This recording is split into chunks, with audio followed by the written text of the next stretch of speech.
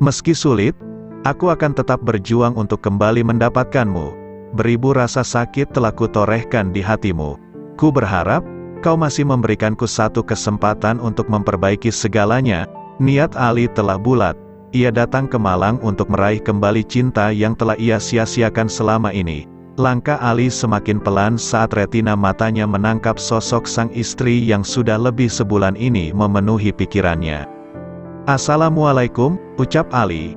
Ia berdiri tepat di depan pagar rumah yang menjadi pembatas antara halaman rumah dan jalanan. Zahra, yang sedang merawat tanaman di halaman rumah neneknya, berdiri terpaku saat melihat sosok Ali. Bermimpikah ia, mungkin saking rindunya pada Ali, hingga ia berhayal kalau sosok Ali sedang berdiri di depannya. "Assalamualaikum, istriku yang cantik." Ali mengulangi salamnya saat Zahra tidak kunjung memberikan jawabannya. Wajib loh hukumnya menjawab salam. Ali tersenyum memandang Zahra yang masih terdiam menatapnya. Bude Ratih yang baru keluar dari dalam rumah langsung menjawab, "Waalaikumsalam, walah, enduk. Kenapa bengong, itu ada tamu juga." Tanpa sempat Zahra cegah, budenya membukakan pintu pagar untuk Ali. "Cari siapa, Mas?" Ali tersenyum sopan. Matanya tertuju pada Zahra. "Saya ingin bertemu Zahra." Bude Ratih mengerutkan keningnya, mencoba mengingat-ingat siapa laki-laki di hadapannya itu. Sontak matanya membulat saat tahu kalau ternyata laki-laki ini adalah suami keponakannya. "Zahra, ini suami kamu kan?" tanya Bude Ratih memastikan. Zahra mengangguk pelan. "Kok suami datang enggak disambut sih, Ra? Bukannya kemarin kamu bilang sama Bude kalau kamu sudah kangen sama suamimu ini?" Pertanyaan polos yang terlontar dari mulut Bude Ratih membuat pipi Zahra merona merah.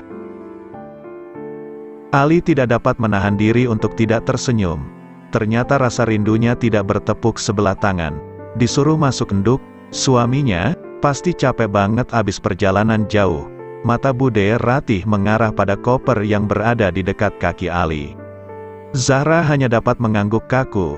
"Bude mau jemput mamamu dulu ya, masuk Mas," ucap Zahra lirih. Mata Ali tak lepas memperhatikan Zahra yang sedari tadi terus saja menundukkan kepalanya, seakan enggan untuk menatap wajahnya.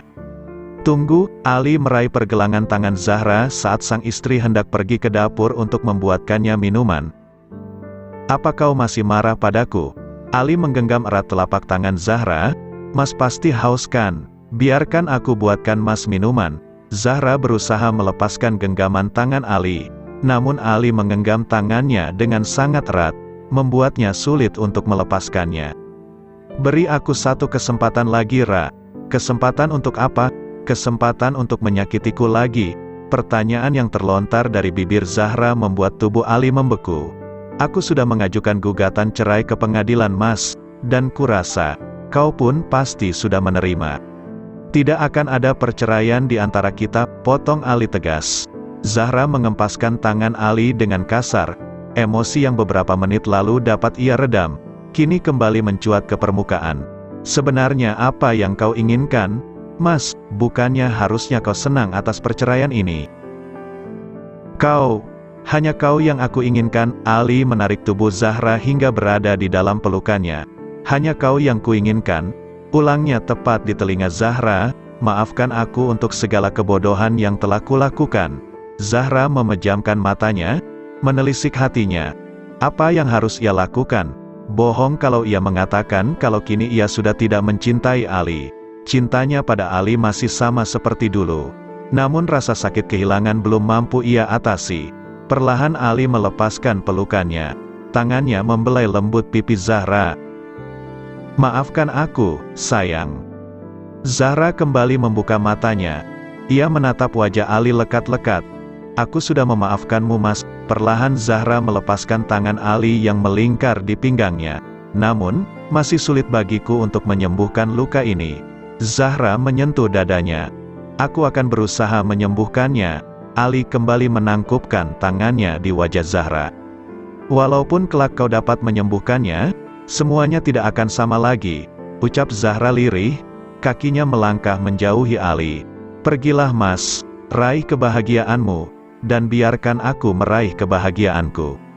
Ali tersenyum mendengar perkataan Zahra, bukan senyuman bahagia, namun senyuman itu memiliki arti yang lebih dalam. Aku tidak akan dapat meraih kebahagiaanku bila tanpa kau di sampingku. Dengan gerakan yang sama sekali tidak pernah Zahra kira, Ali menghampirinya, menghapus jarak yang tercipta. Aku mencintaimu, ucapnya. Tubuh Zahra membeku, matanya mengerjap tidak percaya. Karena istri cantikku masih marah, aku akan menginap di hotel saja, memberi waktu istriku tersayang untuk merindukanku. Mata Ali menatap jahil ke arah Zahra yang sedang menunduk, menyembunyikan wajahnya yang memerah karena malu. Setelah mengucapkan salam, Ali melangkah keluar dari kediaman Nenek Zahra. Ia harus mundur dulu sebelum memulai kembali perjuangannya mendapatkan kembali cinta Zahra. Zahra bergelung dalam pelukan mamanya. Ia menceritakan apa saja yang terjadi padanya tadi siang. Aku harus bagaimana, Ma? Tanya Zahra. Apa kau masih mencintai Ali? Mamanya malah balik bertanya, membuat Zahra mengerucutkan bibirnya kesal. Zahra sangat yakin, tanpa bertanya pun sang mama pasti tahu kalau ia masih mencintai Ali. Sudah salat istihoroh? Zahra mengangguk. Sudah, Ma. Kapan? 1 minggu sebelum aku mengajukan gugatan ke pengadilan, jawab Zahra. Ia memeluk erat tubuh mamanya. Lantas, apa yang sekarang masih membuatmu ragu? Aku masih mencintainya, Ma, ucap Zahra lirih. Sekeras apapun Zahra menampik, ia tetap tidak dapat membohongi perasaannya. Ia masih mencintai Ali dan berharap tidak akan ada perpisahan yang terjadi. Namun, sisi lain tidak menginginkan itu. Sisi egoisnya menginginkan Ali turut merasakan rasa sakit Zahra. Zahra tahu, tidak seharusnya ia bersikap seperti itu. Bila memang ia masih mencintai Ali, ia harus berdiri kukuh di samping Ali. Ia harus mempertahankan posisinya sebagai istri Ali. Namun, ia tidak bisa melakukan itu karena rasa sakit yang telah Ali torehkan di hatinya terlalu menyakitkan. Mama tidak bisa mendiktemu harus melakukan apa karena kau sudah dewasa sayang. Kau kini berstatus sebagai seorang istri, pikirkanlah mana yang menurutmu lebih disukai oleh Allah untuk kau lakukan. Allah tidak mengharamkan perceraian, namun Allah pun tidak menyukai itu.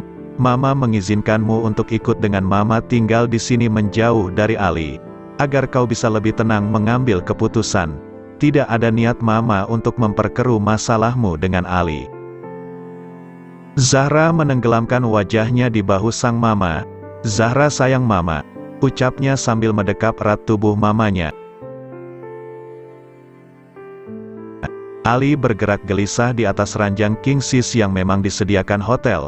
Kasur yang nyaman dan selimut yang lembut tidak mampu membuatnya dapat tertidur lelap. Keningnya sudah dipenuhi oleh keringat dingin. Badannya menggigil kedinginan. Padahal selimut tebal telah membungkus semua bagian tubuhnya, kecuali kepala. Baru 1 minggu ia berada di Malang. Selama 1 minggu ini pula ia berusaha mendapatkan maaf dari Zahra, namun yang ia terima hanya sikap tak acuh Zahra terhadapnya. Bila ia datang ke kediaman Nenek Zahra, pasti ada saja alasan Zahra untuk menghindarinya. Hal itu membuat Ali terlihat seperti anak ABG yang sedang ditolak oleh gebetannya. Ia tidak nafsu makan dan tidak bisa tidur, hingga kini badannya protes kepadanya. Raga ini hanya titipan Allah, seharusnya ia lebih menghargai dan menjaga titipan Allah. Sebaik-baiknya hamba adalah hamba yang dapat menjaga segala sesuatu yang Allah titipkan kepadanya.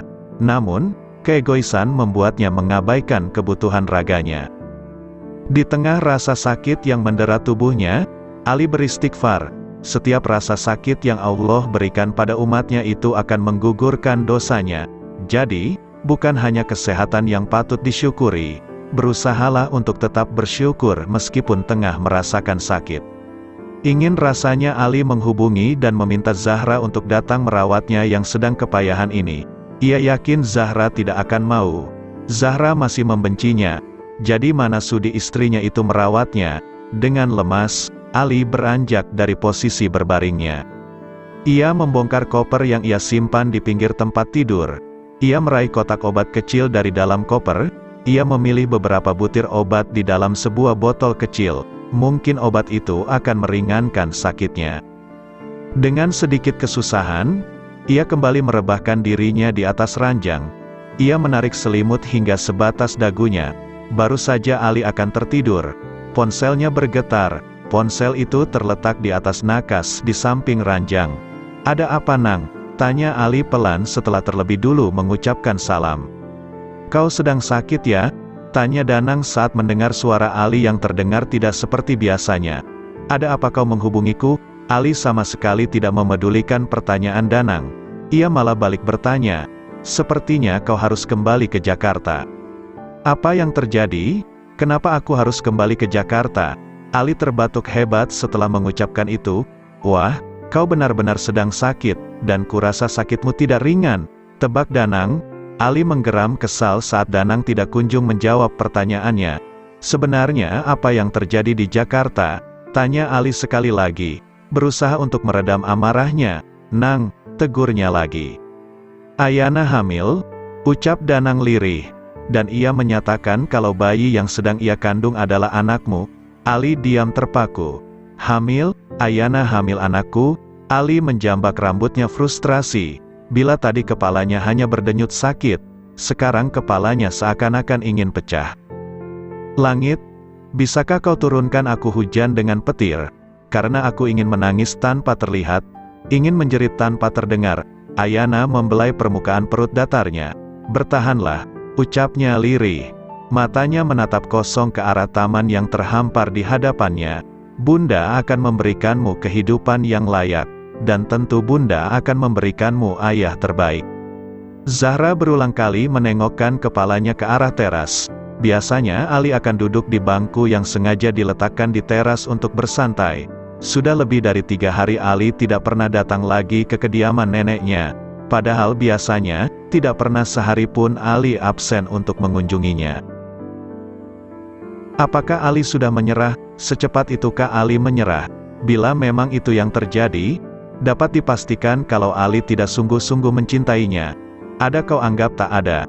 Namun, di saat ia benar-benar tak ada, kau malah berharap ia ada. Celetukan itu terucap dari bibir Dimas, kakak sepupu Zahra. Zahra memberengut tak senang mendengar sindiran Dimas. "Tumben jam segini masih di rumah. Enggak kerja Mas?" tanya Zahra. Matanya sesekali masih melirik ke arah teras. "Sudah, tidak usah kau tunggu. Sepertinya hari ini Ali tidak akan datang. Mungkin dia sudah bosan selalu kau abaikan. Kalau begitu, berarti dia tidak benar-benar mencintaiku."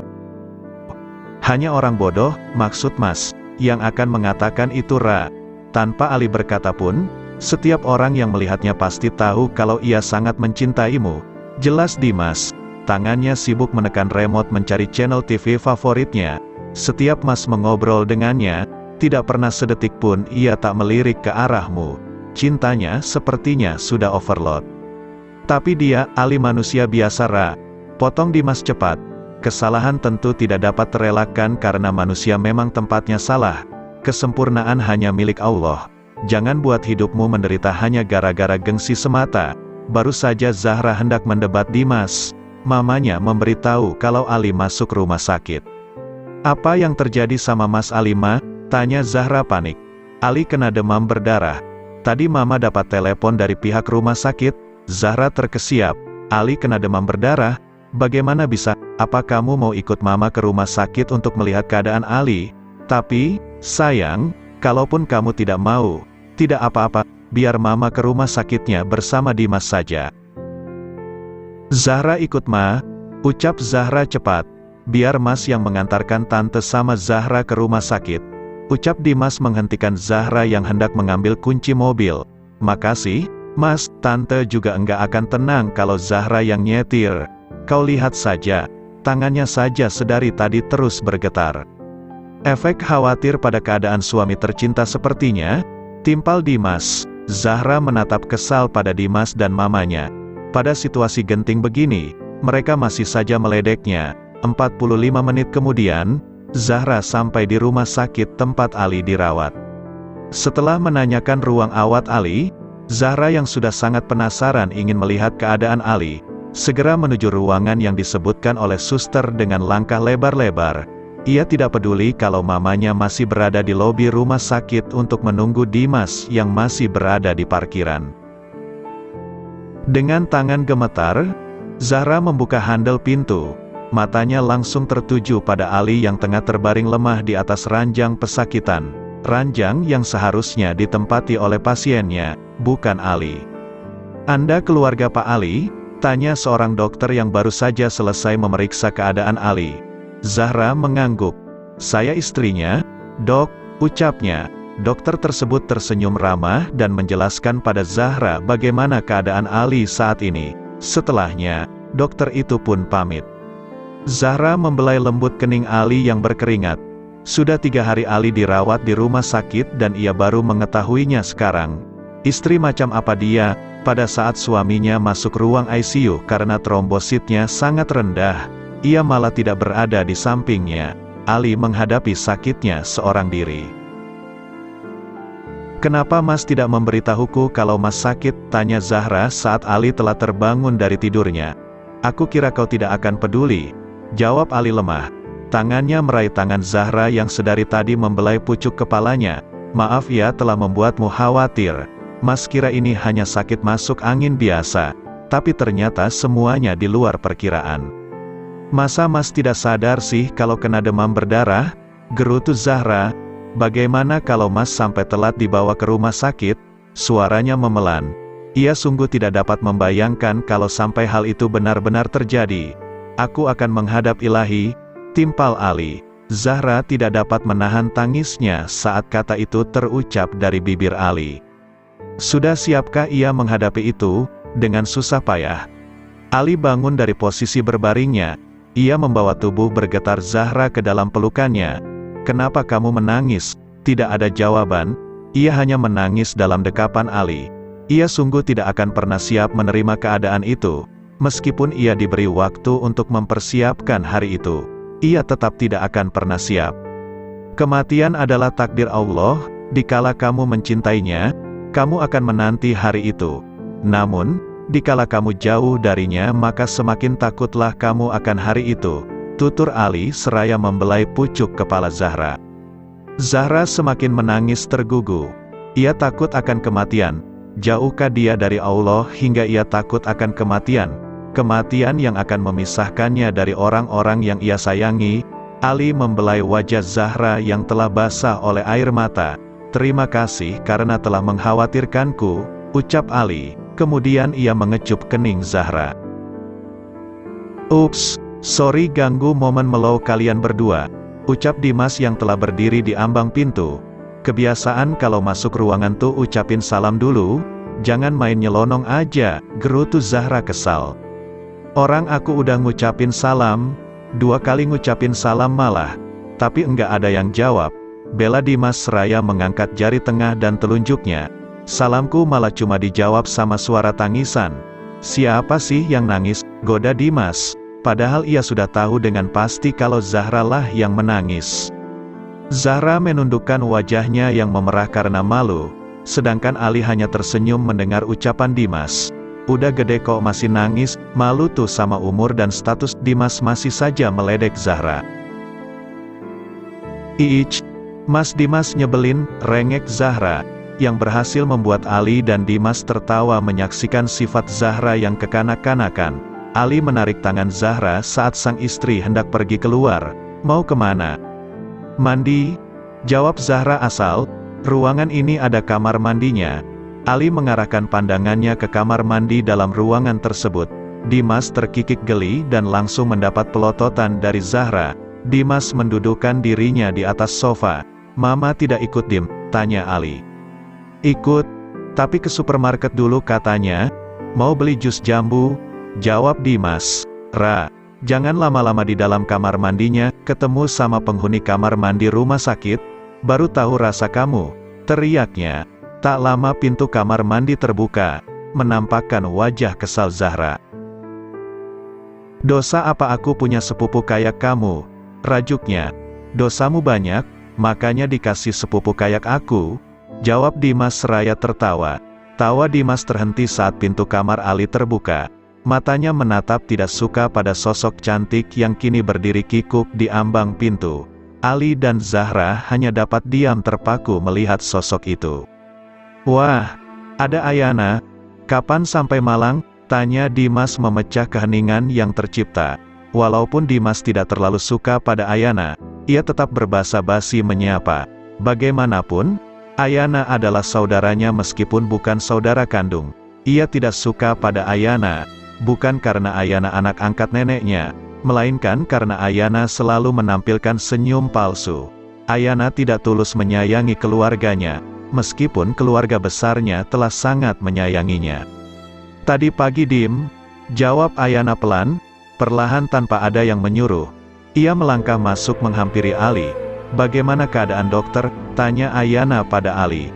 Ia berbicara seakan-akan tidak ada Zahra yang berdiri di samping ranjang Ali. Dimas memutar matanya malas. "Memangnya Ali siapamu hingga harus mengabarimu?" tanyanya sinis. Ayana hanya tersenyum penuh arti seraya membelai lembut perut datarnya. Zahra berniat berjalan ke arah Dimas, menjauh dari Ayana yang mendekat ke tempat ia berdiri sekarang. Namun Ali menahannya. Ali menariknya hingga Zahra duduk tepat di sampingnya. Ali memeluk bahu istrinya dengan sayang. Ayana menatap Ali dan Zahra tidak suka, namun ia masih berusaha untuk tetap tersenyum. "Bagaimana kau tahu kalau aku sedang dirawat di sini?" tanya Ali. Tanpa menatap Ayana sedikit pun, ia benar-benar sudah muak melihat wajah perempuan itu. "Danang yang memberitahuku, dokter bilang akan pulang ke Jakarta kemarin, tapi dokter tidak kunjung pulang. Itu membuatku khawatir." Ali meremas tangan Zahra yang mulai bergetar. "Tidak seperti yang kamu bayangkan, sayang. Aku akan menjelaskannya," bisiknya pada Zahra yang mulai tidak tenang dalam pelukannya. "Ayana." Semua mata di ruangan itu tertuju pada sosok Mama Zahra yang sedang menatap Ayana sendu. Ayana menunduk, tidak berani menatap wajah wanita paruh-baya yang sedang menatapnya dengan sedih. Wanita itu telah merawatnya dengan penuh kasih sayang. Ayana telah menganggapnya sebagai mamanya sendiri. "Bisakah kita bicara?" Ayana mengangguk. Ia melangkah pelan mengikuti langkah Mama Zahra. Kini Ayana dan Mama Zahra berada di taman rumah sakit. Mama Zahra menggenggam tangan Ayana dengan lembut. Hal itu membuat Ayana sedikit terkejut. Ia kira Mama Zahra memanggilnya untuk mencaci makinya karena telah berusaha merusak rumah tangga putri semata wayangnya. Ternyata tebakannya salah. Mama Zahra malah membawa tubuhnya ke dalam pelukannya. "Maafkan segala kesalahan keluarga Mbak Ai. Mbak tidak bisa mengubah takdir yang telah Allah tentukan," ucap Mama Zahra. "Kau punya hak untuk membenci Mbak. Namun Mbak mohon, jangan benci Zahra. Zahra sama sekali tidak tahu akan apa yang terjadi di masa lalu." Ayana terisak pelan. Inikah yang dia inginkan? Tapi, kenapa ini menyakitkan untuknya? "Mbak mohon, biarlah Zahra bahagia bersama Ali." "Tidak bisa Mbak. Ayah tidak bisa melepas Ali untuk Zahra," ucap Ayana lirih. "Kenapa Ai?" "Karena kini aku sedang mengandung anak Ali." Mata Mama Zahra membulat seketika. Ia menatap tidak percaya pada Ayana. "Sejauh itukah hubunganmu dengan Ali?" tanyanya, masih tidak percaya akan apa yang barusan Ayana katakan. Ayana menenggelamkan wajahnya di kedua belah telapak tangannya. Ia menangis tergugu. Dimas pamit pada Ali dan Zahra. Ali masih dalam posisi memeluk erat bahu Zahra. "Nanti kalau kau atau tante mau pulang, chat aja ya, aku menunggu di kantin," pamit Dimas sebelum keluar dari ruang inap Ali. Sepeninggalan Dimas, Zahra mencubit kencang tangan Ali yang memeluk bahunya hingga Ali melepaskan tangannya. "Bisa kamu jelaskan Mas, apa arti dari perkataan Mbak Ayana barusan? Kamu mau pulang ke Jakarta untuk menemuinya?" cecar Zahra penuh emosi. Ali tersenyum lebar. "Aku menyuruhmu untuk menjelaskan semuanya, bukan menyuruhmu untuk tersenyum," gerutu Zahra. "Aku senang kamu cemburu." "Siapa yang cemburu? Kamu sayang. Jangan mengalihkan pembicaraan Mas. Kalau kamu memang ingin mendengar penjelasanku, duduklah." Ali menepuk ranjang, menyuruh Zahra untuk kembali duduk di sampingnya. Zahra menggeleng. "Berarti kamu tidak akan mendengarkan penjelasan dariku?" "Penjelasanmu tidak penting. Aku mau pulang. Semoga kamu cepat sembuh. Ayana hamil Ra, ucap Ali lirih. Zahra diam terpaku. Semua anggota tubuhnya seakan-akan mati rasa. Ayana hamil, pada saat ia telah kehilangan calon bayinya. Allah malah memberikan Ayana calon bayi. Apa yang sebenarnya Allah rencanakan di balik semua ini?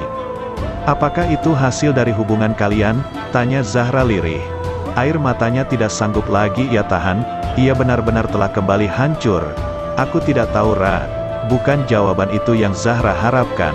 Ia berharap Ali akan mengatakan dengan tegas kalau bayi yang kini Ayana kandung bukanlah anaknya.